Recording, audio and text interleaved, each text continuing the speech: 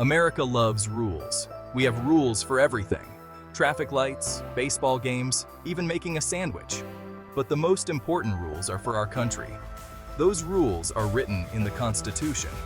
Think of the Constitution like America's instruction manual.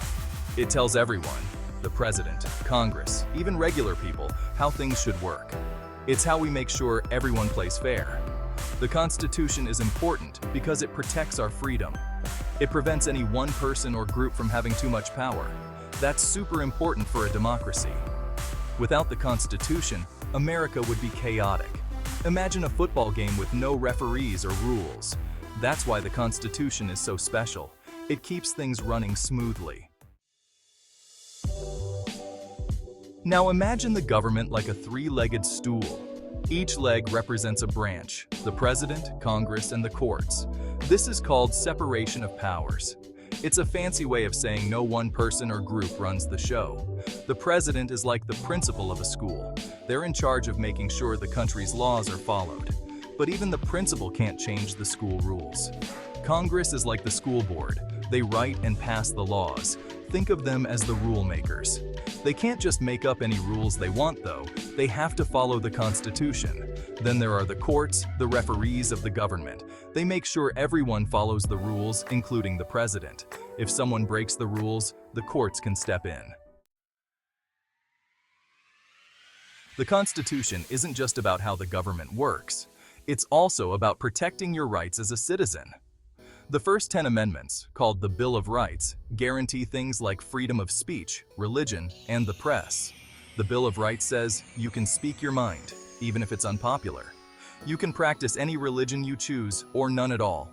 And the government can't tell you what to think or say. These rights are important because they protect you from the government.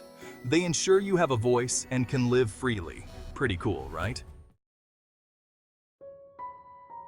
Section 4. Messing with the Constitution. History says no. Now, you might be wondering, can't the President just change the Constitution? The answer is a big fat no. Changing the Constitution is really hard, and that's on purpose. Throughout history, there have been times when people wanted to change the Constitution.